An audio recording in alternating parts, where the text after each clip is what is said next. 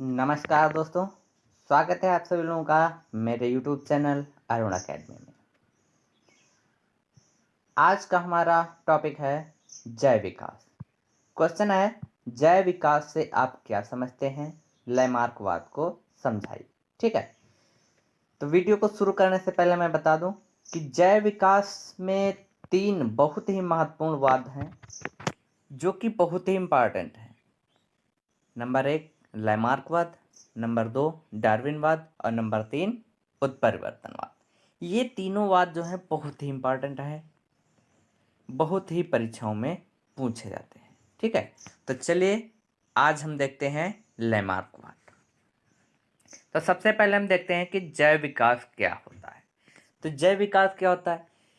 जैव में जीवधारी, विकास में परिवर्तन ना, मतलब अगर किसी जीवधारी में परिवर्तन हो रहा है, अब वो परिवर्तन पॉजिटिव भी हो सकता है और नेगेटिव भी हो सकता है। ठीक है, तो जैव विकास क्या होता है? जैव विकास होता क्या है?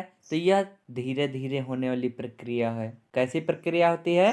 धीरे धीरे होने वाली प्रक्रिया होती है। और कैसी होती है? क्रमिक होती है, मतलब क्रमशः 1 से 2, 2 से 3, जैसे कोशिकाएं होती हैं। कोशिकाओं का विभाजन अगर होता है तो उसमें क्या होता है? पहले एक कोशिका होती है, फिर उससे 2 कोशिकाएं बनती हैं, और फिर एक कोशिका से 2 कोशिकाएं बनी, 2 कोशिकाओं से 4 कोशिकाएं बनी। तो कैसा हो रहा परिवर्तन? ये परिवर्तन जो है क्रमिक हो रहा है। या फिर ऐसे भी आप जान लें कि जैसे कोई जीवधारी पहले एक कोशिकी था, एक कोशिकी से 2 कोशिकाओं का निर्माण हुआ, द्विकोशिकी हो गया, या फिर उससे बहुत सारी कोशिकाओं का निर्माण हुआ, जिसे हम क्या कहते हैं? बहुकोशिकीय जीवधारी कहते हैं। ठीक है, तो जैव विकास क्या होता है? धीरे धीरे क्रमिक परिवर्तन के फलस्वरूप, धीरे धीरे क्रमिक परिवर्तन के फलस्वरूप सरल एवं एक कोश की जीवधारी से, किससे? सरल एवं एक कोश की जीवधारी से जटिल एवं बहुकोश की जीवधारियों का निर्माण क्या कहलाता है? जैव विकास कहलाता है। आप 2 शब्द याद रखिए। पहला कौन सा? एक तो सरल एवं एक कोश की, ठीक है, क्या? सरल एवं एक कोश की जीवधारी। और दूसरा शब्द इसी का विपरीत जो होता है, सरल का होता है जटिल, और एक कोश की का होता है बहुकोश की। ठीक है, तो मतलब क्या हो जाएगी डेफिनेशन कि धीरे धीरे क्रमिक परिवर्तन के फलस्वरूप सरल एवं एक कोश की जीवधारी से जटिल एवं बहुकोश की जीवधारियों का निर्माण क्या कहलाता है? जैव विकास कहलाता है। अभी मैं बात कर रहा था कि इसमें 3 वाद दिए गए हैं। कौन कौन से? एक लैमार्कवाद है, दूसरा डार्विनवाद है और तीसरा उत्परिवर्तनवाद है।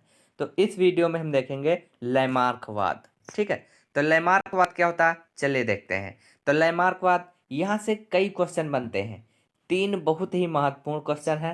पहला कौन सा? कि लैमार्कवाद किसने दिया था? तो लैमार्कवाद किसने दिया था? फ्रांसीसी वैज्ञानिक थे जिनका नाम था जीन बैप्टिस्ट डी लैमार्क। इन्होंने जो है लैमार्कवाद का प्रतिपादन किया था। अगर पूछ लिया जाए कब दिया था, तो सन 1809 ईस्वी में इन्होंने लैमार्कवाद दिया था। ठीक है, फिर यहाँ से एक और क्वेश्चन बनता है कि लैमार्कवाद की पुस्तक या लैमार्क की पुस्तक का नाम बताइए। यह क्वेश्चन ऐसे भी पूछा जाता है कि फिलॉसफी जूलॉजी निम्न में से किसकी रचना है? तो वहाँ पर लैमार्क भी दिया गया होगा नाम, डार्विन भी दिया होगा, और 2 नाम अन्य भी दिए गए होंगे। तो वहाँ पर हम किसको टिक करेंगे?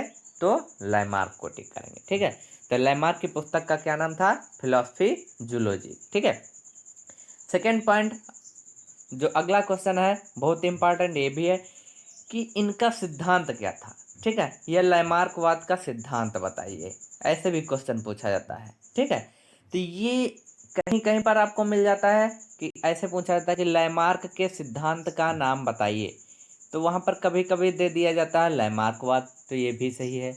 लेकिन अगर हमें ऑप्शन मिल रहा है उपार्जित लक्षणों की वंशागति का सिद्धांत, तो यही हमारा सही हो जाएगा। ठीक है, तो अगर हमें मिलता है कि उपार्जित लक्षणों की वंशागति, ये किसका सिद्धांत था? तो ये किसका सिद्धांत था? ये था लैमार्क का। ठीक है, उपार्जित लक्षण होते क्या हैं? तो उपार्जित लक्षण ऐसे लक्षण होते हैं जो परिवर्तन के फलस्वरूप उत्पन्न होते हैं। यानी किसी जीवधारी में जब कोई परिवर्तन होता है तो जो लक्षण उत्पन्न होते हैं वो क्या होते हैं? उपार्जित लक्षण कहलाते हैं। और यही लक्षण क्या होते हैं? ये लक्षण वंशागत हो जाते हैं, अर्थात एक पीढ़ी से दूसरी पीढ़ी में पहुंचते रहते हैं।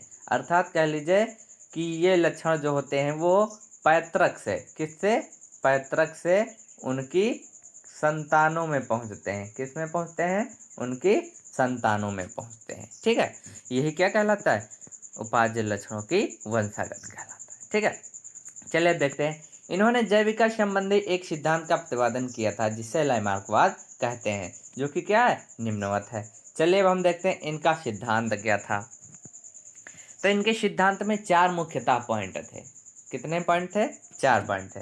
पहला पॉइंट क्या था? बड़े होने की प्रवृत्ति। दूसरा पॉइंट क्या था? वातावरण का सीधा प्रभाव। तीसरा क्या था?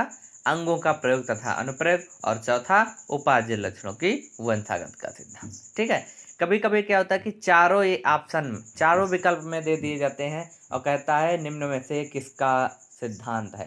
तो किसका सिद्धांत है? अगर चारों ऑप्शन मिल जाते हैं तो वहां पर हो जाएगा हमारा लैमार्क। ठीक है, तो चलिए देखते हैं पहला पॉइंट।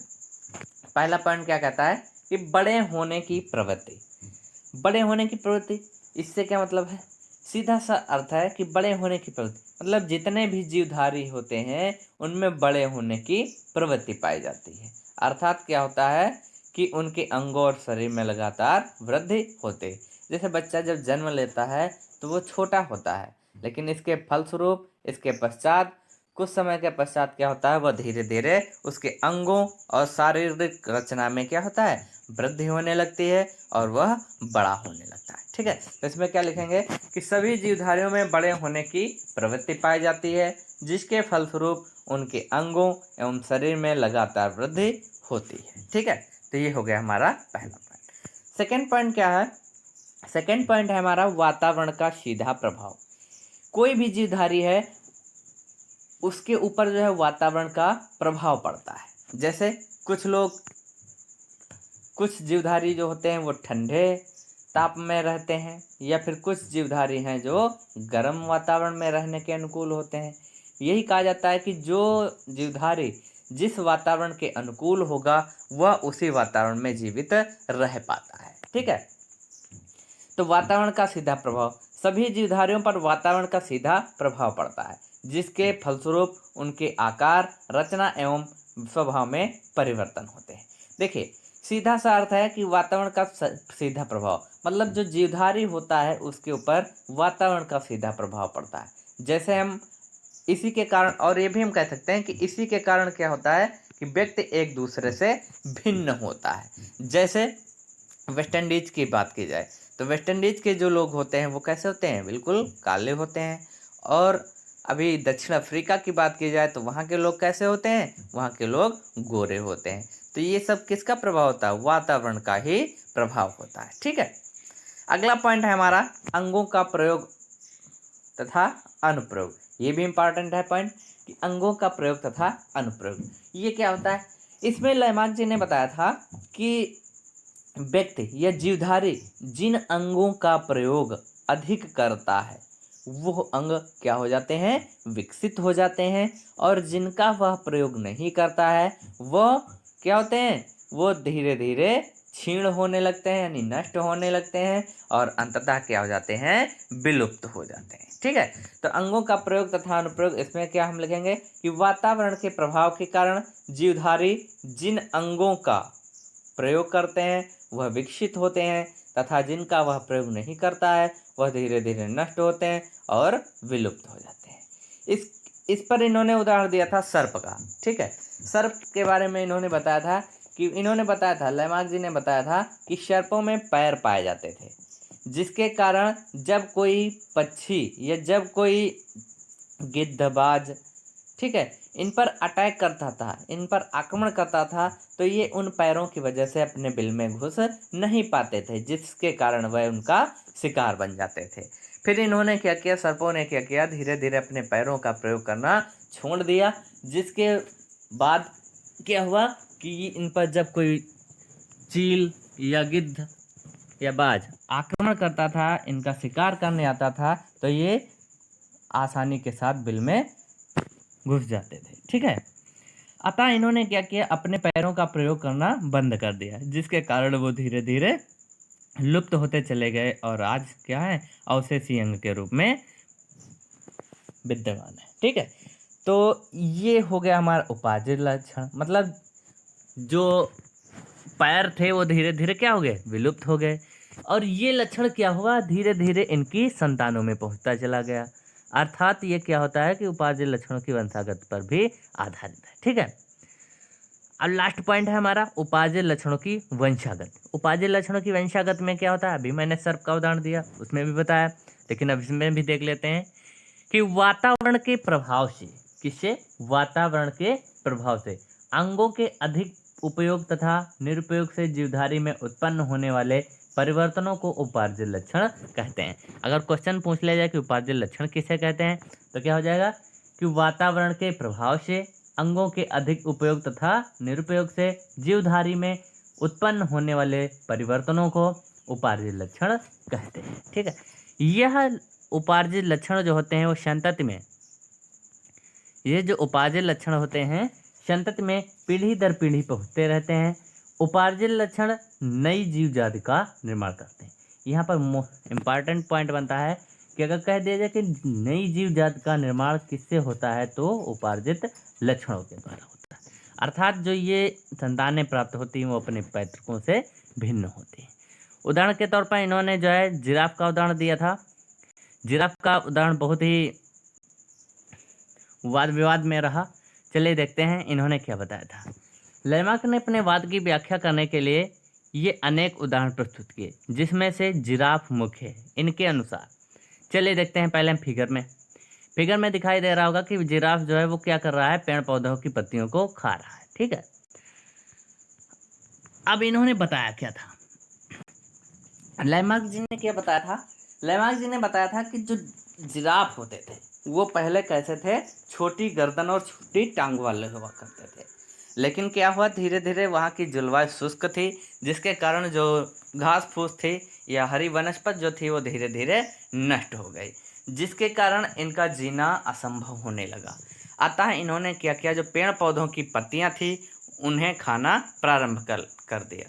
अब पेड़ पौधों की पत्तियों को खाने के लिए इन्हें क्या करना पड़ता था, अपनी गर्दन को ऊपर करके अगली टांगों के बल उचकना पड़ता था, जिसके कारण इन्होंने क्या किया, अपनी गर्दन और अगली टांगों का उपयोग अधिक किया, जिसके कारण ये अंग क्या हो गए, इनके विकसित हो गए, अधिक विकसित हो गए।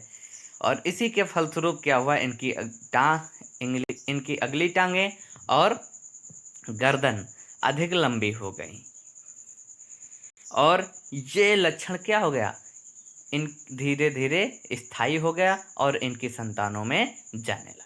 ठीक है, तो ये उदाहरण इन्होंने दिया था लैमार्क जी ने। तो आशा करता हूँ दोस्तों कि आपको वीडियो जरूर पसंद आया होगा। अगर आपको वीडियो पसंद आया हो तो please like share comment and subscribe to our YouTube channel. और हाँ, अभी तक जिन्होंने घंटी नहीं बजाई है, घंटी का बटन जरूर दबाइएगा, ताकि जितने भी लेटेस्ट वीडियोज़ आएँ वो आप तक आसानी से पहुंच सके। अगले वीडियो की हम बात करते हैं। अगले वीडियो में हम देखेंगे डार्विनवाद। बहुत ही इम्पोर्टेंट वीडियो है, देखना ज़रूर। थैंक्स।